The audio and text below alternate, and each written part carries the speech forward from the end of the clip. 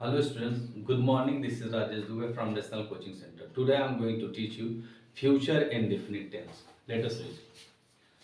Future indefinite tense introduction. वाक्य के अंत में गा गे गी शब्द आते हैं। अफर्मेटिव सेंटेंस, स्वीकारात्मक वाक्य। अब यहाँ देख लेते हैं नियम। रूल में क्या है, आई बी के साथ शैल तथा बाकी सभी कर्ताओं के साथ विल प्लस वर्ब की फर्स्ट फॉर्म लिखते हैं। ये तो साधारण सा नियम है, लेकिन इसका नियम एक और देखिए। यदि वाक्य से आदेश धमकी वचन दृढ़ निश्चय प्रकट हो तो आई बी के साथ विल हो जाएगा और बाकी सभी कर्ताओं के साथ शैल हो जाएगा। लेकिन स्टूडेंट्स मैं बताना चाहता हूँ, आज मॉडर्न टाइम में सभी कर्ताओं के साथ हम लोग विल लगा सकते हैं। गलत नहीं होगा, एकदम सही है। चूंकि नियम था तो बताना था, हमने बता दिया। लेकिन आप बात करने के लिए सभी कर्ताओं के साथ, चाहे वो आई भी हो या ही शी इट दे, कोई भी सब्जेक्ट हो, आप विल लगा सकते हैं। आप स्वतंत्र है, लगाइए। चलिए देखते हैं। जैसे सेंटेंस है, तुम विद्यालय जाओगे, तो नियम के हिसाब से सॉल्व करते हैं। तुम विद्यालय जाओगे तो यू, अब यू के साथ क्या लगेगा, विल। यू विल जाना की अंग्रेजी go, you will go to school. You will go to school. ठीक, पहला सेंटेंस हो गया। दूसरा सेंटेंस है, राधा खाना पकाएगी, तो क्या हो जाएगा, राधा विल कुक फूड। ठीक, अब तीसरा सेंटेंस देख लेते हैं। मैं अंग्रेजी सीखूंगा, तो नियम के हिसाब से आई के साथ, आई और बी के साथ शैल लगेगा ना, तो शैल लगा लेते हैं। आई शैल लर्न इंग्लिश। आई शैल लर्न इंग्लिश। लेकिन याद रखिए, आप यहाँ विल भी लगा सकते हैं, कोई दिक्कत नहीं होगा। अगला सेंटेंस है, अब दूसरे वाले नियम के हिसाब से कि यदि आदेश धमकी वचन दृढ़ निश्चय सब प्रकट हो तो आई के साथ विल कर देते हैं। तो अमित अवश्य पढ़ेगा, अमित शैल रीड, अमित शैल रीड। अगर इसी सेंटेंस को स्टूडेंट्स अगर आप चाहें तो विल लगाएंगे, तो अमित विल डेफिनेटली रीड, तो वहां लगाना पड़ेगा। लेकिन अगर ये नियम का प्रयोग करेंगे तो यहाँ पे शैल लग जाएगा। ये हो गया आपका अफर्मेटिव सेंटेंस। आप ले लीजिए इसका स्क्रीनशॉट, फिर आपको नेगेटिव सेंटेंस पढ़ाते हैं। चलिए अब देख लेते हैं negative sentence. Negative sentence, negative sentence, पहले हेडिंग लिख लेते हैं। Negative NEGATIV, negative sentence, SENTENCE, नकारात्मक वाक्य। ठीक, अब नकारात्मक वाक्य का रूल देख लेते हैं। रूल, यदि वाक्य में नहीं शब्द हो, यदि वाक्य में नहीं शब्द हो तो नहीं के लिए कर्ता के अनुसार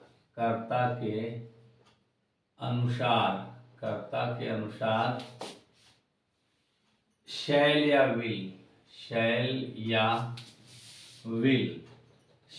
विल में से किसी को, कर्ता के अनुसार शैल नॉट, या सॉरी नेगेटिव है ना, शैल नॉट या विल नॉट में से किसी को लिख देते हैं। ठीक, अब इसी को हम लोग निगेटिव में बना लेते हैं। जैसे तुम विद्यालय नहीं जाओगे, ठीक, तो क्या हो जाएगा, सहायक क्रिया विल के बाद नॉट लगा देंगे, you will not go to school. दूसरा सेंटेंस है, राधा खाना नहीं पकाएगी।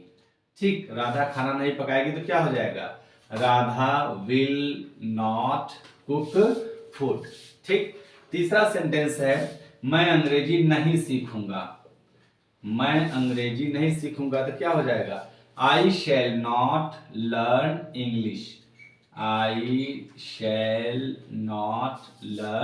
इंग्लिश। तीसरा सेंटेंस देखते हैं, चौथा, अमित अवश्य नहीं पढ़ेगा, तो क्या हो जाएगा, अमित शैल नॉट रीड। यहां लगा देंगे अमित शैल नॉट रीड।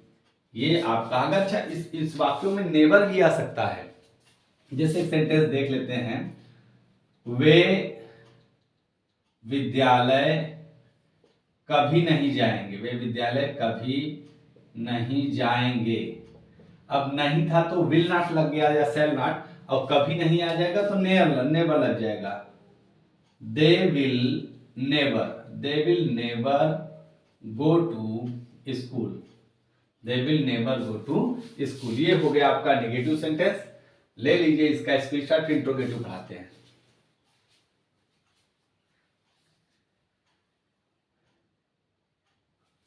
ठीक, चलिए इंट्रोगेटिव सेंटेंस देख लेते हैं। Interrogative sentence INTERROGATIV, interrogative sentence SENTENCE, प्रश्नवाचक वाक्य। ठीक, अब आप रूल देखिए। रूल 1, यदि वाक्य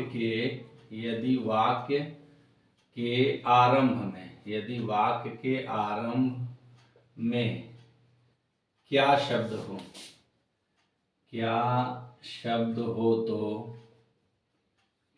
हो तो क्या की अंग्रेजी नहीं लिखते हैं, क्या की अंग्रेजी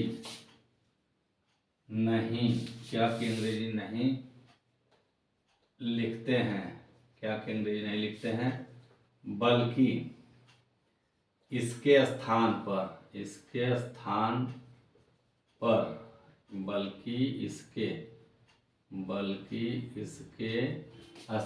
पर कर्ता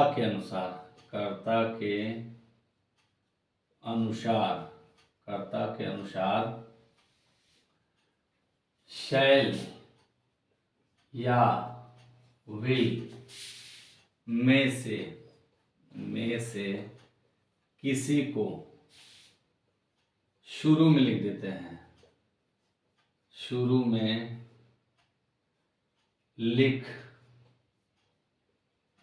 हैं, शैल या विल में से किसी को शुरू में लिख देते हैं। ठीक, अब हम लोग इंट्रोगेटिव सेंटेंस देखते हैं। यहीं पे 2-3 सेंटेंस का देख लेते हैं, ज़्यादा नहीं। आप देखिए यहाँ पे, जैसे पहला वाला सेंटेंस है, क्या तुम विद्यालय जाओगे। तो जैसे पहले हम टेंस पढ़ाए थे, एकदम मेथड एकदम वही है, उसी तरीके से यहाँ देखते हैं। जैसे क्या तुम विद्यालय जाओगे, तो यही सेंटेंस है, तो हम लोग सहायक क्रिया जो है उसी को शुरू में लिख देंगे। तो क्या हो जाएगा, will you go to school. ठीक, क्वेश्चन क्या हो गया, will you go to school. तो आंसर में क्या लिखेंगे, यस। अब यू का क्या हो जाएगा आंसर में, I. Yes I shall go to school, yes I shall go to school. या फिर बोलेंगे no I shall not go to school. आपने देखा, will you go to school, yes I shall go to school, no I shall not go to school. आप दूसरा sentence देखिए, जैसे sentence है, क्या राधा खाना पकाएगी। तो क्या हो जाएगा, चलिए देखते हैं। यही सहायक क्रिया को हम लोग शुरू में लगा देंगे, विल राधा कुक फूड।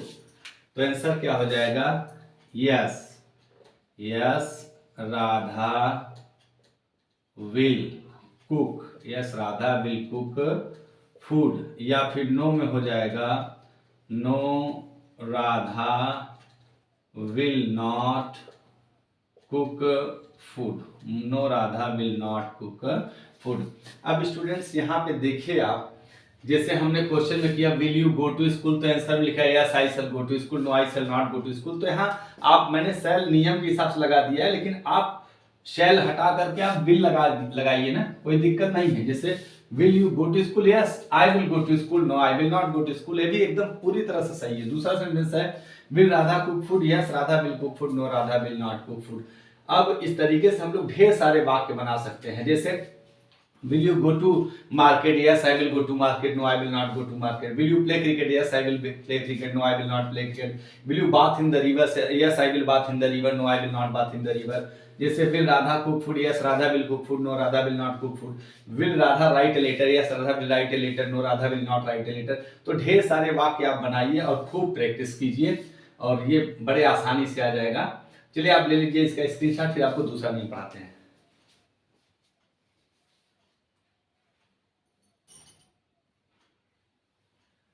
ठीक, चलिए अब रूल 2 देख लेते हैं इंट्रोगेटिव का।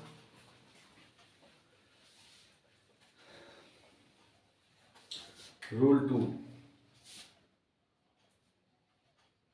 यदि वाक्य के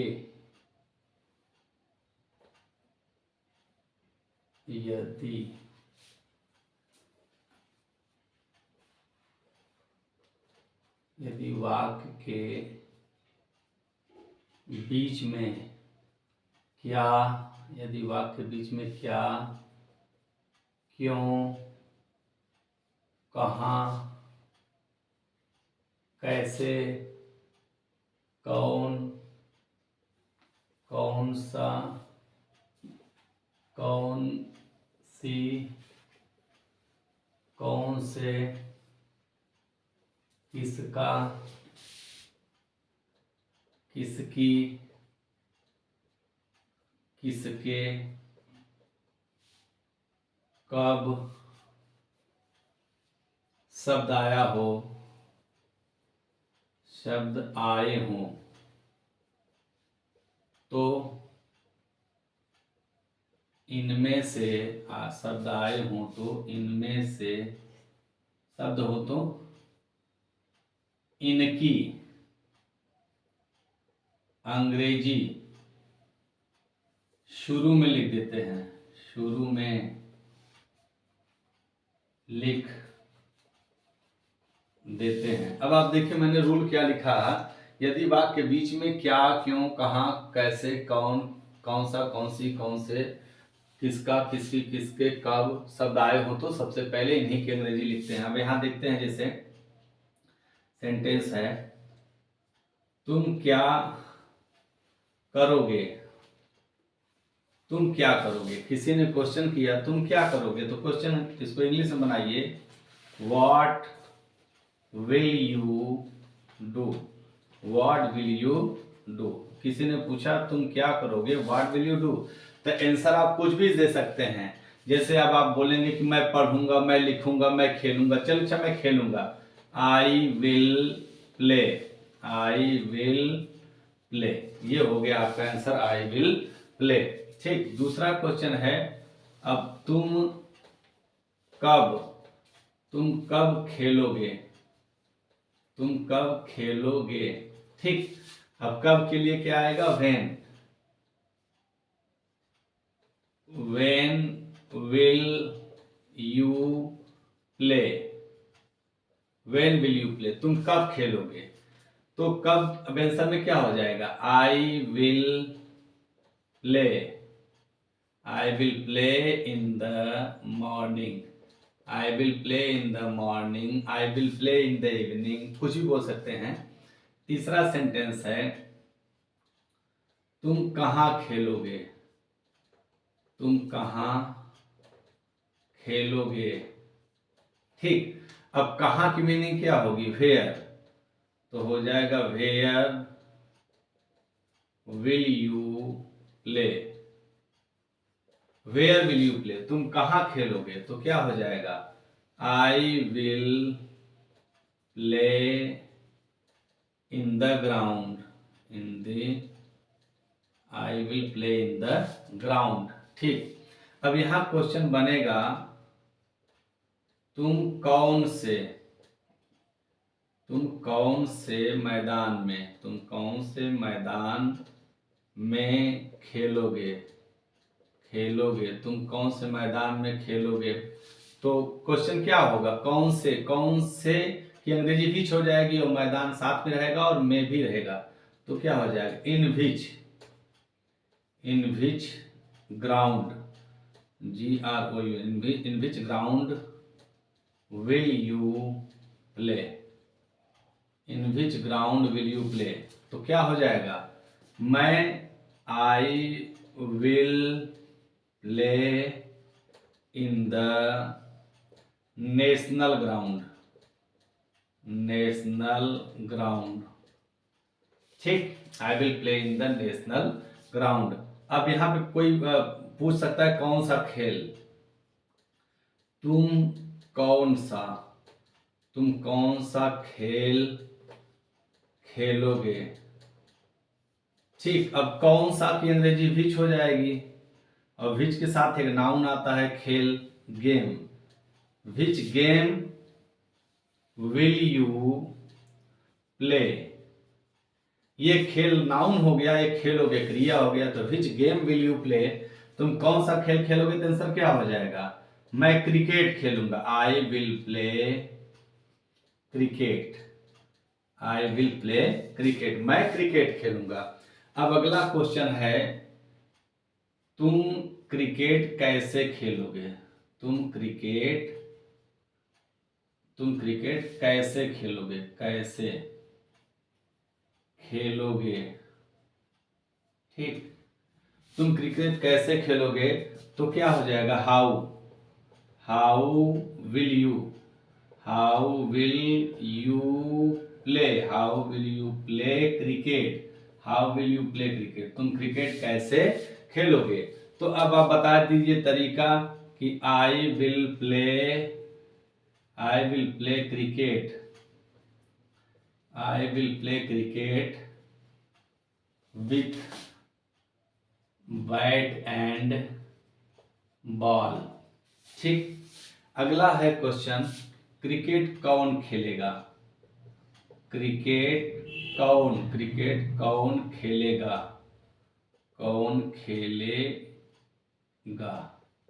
क्रिकेट कौन खेलेगा, तो क्या हो जाएगा, हु विल प्ले क्रिकेट,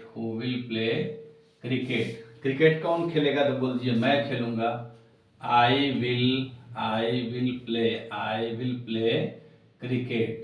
ठीक, आंसर हो गया आपका। जैसे क्रिकेट कौन खेलेगा, हु विल प्ले क्रिकेट, तो आपने आंसर बताया कि क्रिकेट मैं खेलूंगा, आई विल प्ले क्रिकेट। लेकिन अगर यही नेगेटिव हो जाए, जैसे कि क्रिकेट कौन नहीं खेलेगा,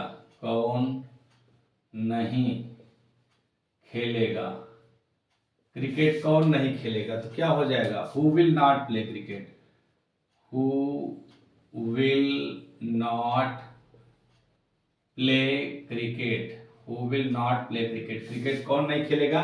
तो आप किसी का नाम भी बोल सकते हैं कि दिनेश क्रिकेट नहीं खेलेगा, Dinesh will not play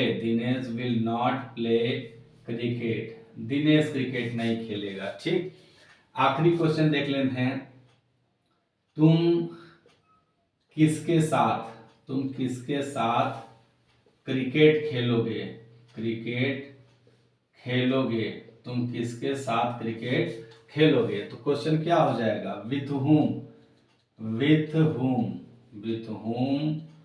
will you play cricket, with whom will you play cricket. तो आंसर क्या हो जाएगा कि मैं अपने दोस्तों के साथ क्रिकेट खेलूंगा, आई will play cricket with my friends, I will play cricket with my friends. ये हो गया आपका फ्यूचर इंडेफिनिट टेंस का अफर्मेटिव, नेगेटिव, इंट्रोगेटिव, और पूरा आप अंग्रेजी में बात कैसे करेंगे वो भी मैंने बता दिया है। आशा है समझ में आया होगा। आप ले लीजिए इसका स्क्रीनशॉट। लेकिन उसके पहले मैं एक चीज़ और बताना चाहता हूँ स्टूडेंट्स, और इसको तो मैं आगे चल के पढ़ाऊंगा, लेकिन ऐसे ही बता देता हूँ कि जैसे आप देखिए फ्यूचर टेंस में अगर हम कोई पहले से ही डिसीजन ले लेते हैं, जैसे कि तारीख फिक्स कर लेते हैं, डेट फिक्स हो जाता है, तो वहां पर हम लोग प्रेजेंट इंडेफिनिट और प्रेजेंट कंटीन्यूअस का भी प्रयोग कर सकते हैं। कैसे, जैसे कि अगर एक सेंटेंस आ जाए यहाँ पर कि प्रधानमंत्री आज आएंगे। अब प्रधानमंत्री आज आएंगे तो स्टूडेंट से आप याद रखिएगा कि प्रधानमंत्री का आना एक डेट फिक्स होगा, टाइम एक फिक्स होगा, सब कुछ फिक्स होगा, निश्चित होगा।